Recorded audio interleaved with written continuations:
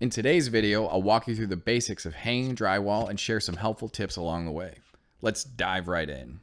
First, you'll need to purchase the materials to hang your drywall.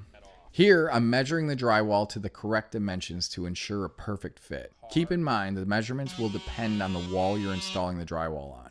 Okay, now there's power. So your wall dimensions will likely differ from mine. I carefully removed the outlets to prepare for the installation. After that, I performed a test fit and made any necessary trims to ensure the drywall would sit properly.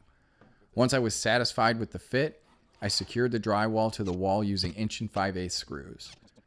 Then I reattached the outlets, ensuring everything was aligned and securely in place. Next, I began by securing the bottom piece of drywall to the wall, making sure it was firmly in place.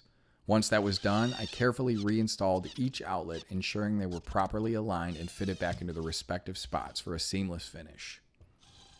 Moving on, I then carefully cut and secured the remaining center piece of drywall, ensuring it fits seamlessly with the surrounding sections. Once the center piece was properly in place, I proceeded to attach the other wall pieces, making sure everything lined up perfectly and was securely fastened to achieve a smooth and professional finish.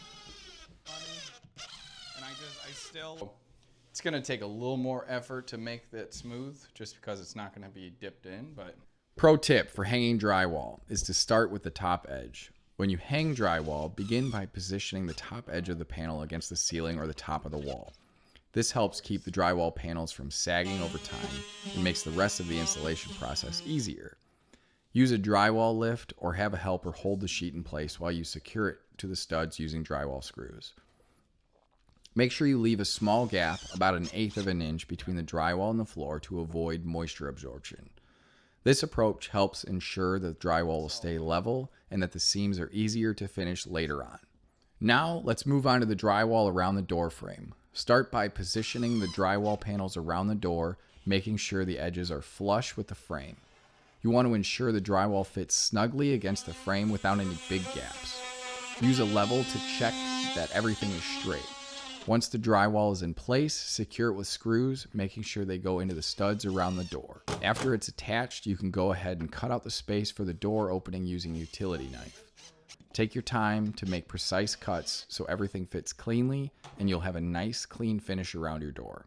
I begin by securing the remaining pieces of drywall to the studs, ensuring that they are properly aligned and fastened. Once everything is in place, I move on to the mudding process.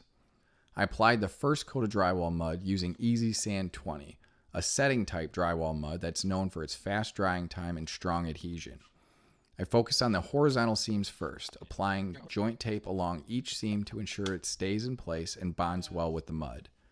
This initial layer of mud not only covers the tape, but it also starts the process of smoothing out the seams and edges. It's important to apply the mud evenly to avoid gaps and bumps. This step lays the foundation for the next few coats, which will help eliminate imperfections and prepare the surface for sanding and finishing. Once the first coat is dry, I'll be ready to proceed onto the next round of mudding. Before proceeding onto the second coat of mud, I need to apply the mud to the corners of the room. Once the mud's applied to the corner, I carefully tape the vertical seams, starting at the top to ensure a clean and precise finish.